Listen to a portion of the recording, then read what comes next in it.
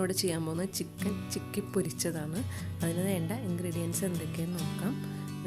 Boneless chicken, ഒരു വലിയൊരു boneless ചിക്കൻ്റെ പീസ് എടുത്തിട്ടുണ്ട്. അതൊരു 4ആക്കി കട്ട് ചെയ്തിട്ട് അതിലേക്ക് ആവശ്യത്തിനുള്ള ഉപ്പും ഒരു 1/2 ടീസ്പൂൺ മഞ്ഞൾപ്പൊടിയും കൂടി ഇട്ടിട്ട് നന്നായി ഒന്ന് മിക്സ് ചെയ്ത് ഞാനിതൊന്ന് വേവിക്കാൻ വെക്കുന്നുണ്ട്. ചെറിയ തീയിൽ മൂടി വെച്ചിട്ടൊന്ന് വേവിക്കുന്നുണ്ട്. വേറെ വെള്ളമൊന്നും ഒഴിക്കുന്നില്ല. വേണമെങ്കിൽ കുറച്ച് വെള്ളം കൂടി ഒഴിച്ചിട്ട് അത് വെള്ളം ഒന്ന് വറ്റിച്ചെടുത്താൽ മതിയാവും. ഇത് ഞാനിപ്പോൾ വേവിച്ചെടുത്തിട്ടുണ്ട്. ഈ വേവിച്ച ചിക്കൻ നമുക്ക് ചൂടാറിയതിന് ശേഷം ഇതുപോലെ കൈ കൊണ്ട് ഇങ്ങനെ അടർത്തി ചെറിയ പിച്ചെടുക്കുക. അത് നമ്മൾ മിക്സിയിലിട്ട് അടിച്ച് കഴിഞ്ഞാൽ ഇങ്ങനെ ഭയങ്കരമായിട്ട് പൊടിഞ്ഞു. ഇങ്ങനെ നീളത്തിൽ തന്നെ നമുക്കിങ്ങനെ ഉള്ളിയൊക്കെ അരിയില്ല നീളത്തിൽ, അതേപോലെ തന്നെ നമുക്കിത് കനം കുറച്ചിട്ട് നമുക്കിതുപോലെ ഇങ്ങനെ ഒന്ന് കൈ കൊണ്ട് പിച്ചെടുക്കാം. അതെടുത്ത് വെച്ചിട്ടുണ്ട്. പിന്നെ 2 സവാള, ഒരു ചെറിയ സവാളയാണ് 2 വേണ്ടത്. പിന്നെ വേണ്ടത് അരിപ്പൊടി, ഒരു 1/4 കപ്പ് അരിപ്പൊടി എടുത്തിട്ടുണ്ട്. ഒരു 8-10 പച്ചമുളക് എടുക്കുക, നീളത്തിലൊന്ന് കട്ട് ചെയ്ത് വെച്ചിട്ടുണ്ട്. ഒരു 2.5 ടീസ്പൂൺ മുളക് പൊടി, മഞ്ഞൾപ്പൊടി 1 ടീസ്പൂൺ, പിന്നെ വേണ്ടത് ഗരം മസാലപ്പൊടി ഒരു 1/4 ടീസ്പൂൺ, പിന്നെ വേപ്പില, കുറച്ച് വേപ്പില, ആവശ്യത്തിനുള്ള ഉപ്പ്.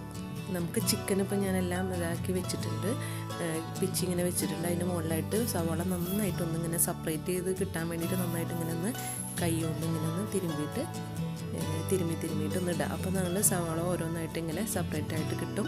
അതിലേക്ക് അരിപ്പൊടി, പിന്നെ എടുത്ത് വെച്ച മുളക് പൊടി, മഞ്ഞൾപ്പൊടി, ഗരം മസാലപ്പൊടി, വേണമെന്നുണ്ടെങ്കിൽ ഒരു നുള്ളു കായപ്പൊടി വേണമെങ്കിൽ കായപ്പൊടിയുടെ ടേസ്റ്റ് ഇഷ്ടമുള്ളവർക്ക് ഒരു നുള്ളു കായപ്പൊടി വേണമെങ്കിൽ ചേർക്കാം. ഇപ്പോൾ ഒരു ബജിക്കൊക്കെ ഉണ്ടാവില്ലേ ഒരു കായപ്പൊടിയുടെ ഒരു ഫ്ലേവർ, അപ്പോൾ അതിന് ഇഷ്ടമുള്ളവർക്ക് ചേർക്കാം. ഉപ്പും കൂടി ഇട്ടിട്ട് നന്നായി ഒന്ന് മിക്സ് ചെയ്യുക. ഈ അരിപ്പൊടി ചേർക്കുന്ന അളവ് എങ്ങനെയാണെന്ന് വെച്ചാൽ ഇതെല്ലാം കൂടി ഒന്ന് മിക്സായി കിട്ടുന്ന രീതിയിലാണ്. അതുപോലെ കുറച്ച് വെള്ളം കൂടി ഒഴിച്ചൊന്ന് കുഴച്ചെടുക്കാം. അപ്പം നമ്മൾ വെള്ളത്തിൻ്റെ അളവും കൂടി പോകരുത്.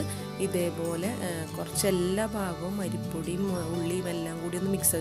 ഇതിലേക്ക് പച്ചമുളകും വേപ്പിലയും നമ്മൾ ചേർത്തിട്ടില്ല. ബാക്കി എല്ലാ ഇൻഗ്രീഡിയൻസും ചേർത്ത് നന്നായി കുഴച്ച് വെച്ചിട്ടുണ്ട്. ചട്ടി അടുപ്പത്ത് വെച്ചിട്ട് നമുക്കതിലേക്ക് വെളിച്ചെണ്ണ, ഓയിൽ, നമുക്ക് എന്താ ഇഷ്ടമുള്ളതെന്ന് വെച്ചാൽ അത് ഒഴിക്കാം. അതൊഴിച്ചിട്ട് നന്നായി ചൂടാവട്ടെ. എന്നിട്ട് നമുക്കതിലേക്ക് ഇതിട്ട് കൊടുക്കാം.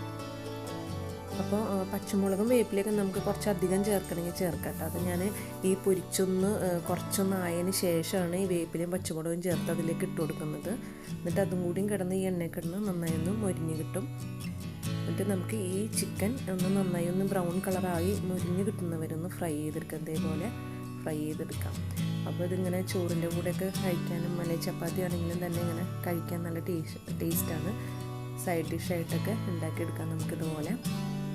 അപ്പോൾ വളരെ എളുപ്പമാണ്, പ്രത്യേകിച്ച് ഇൻഗ്രീഡിയൻസ് ഒന്നുമില്ല, വളരെ പെട്ടെന്ന് തന്നെ അത് ഉണ്ടാക്കാനും പറ്റും. അപ്പോൾ അത് 2ാമത്തെ സ്റ്റെപ്പ് ഞാൻ ഇട്ടിട്ടുണ്ട്. ഇതും അതുപോലെ നമുക്കൊന്ന് പൊരിച്ചു പോരാം.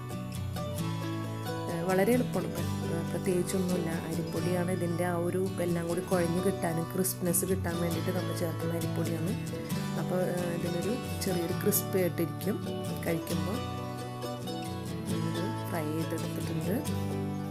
നമുക്കിതൊരു സെർവിങ് പ്ലേറ്റിലേക്ക് മാറ്റാം. അപ്പോൾ നമ്മുടെ ചിക്കൻ പൊരിച്ചത് റെഡി ആയിട്ടുണ്ട്. എല്ലാവരും ഒന്ന് ട്രൈ ചെയ്ത് നോക്കുക. കുട്ടികൾക്കൊക്കെ വളരെ ഇഷ്ടപ്പെടും. തീർച്ചയായും എല്ലാവരും ഒന്ന് ട്രൈ ചെയ്ത് നോക്കുക. Thank you.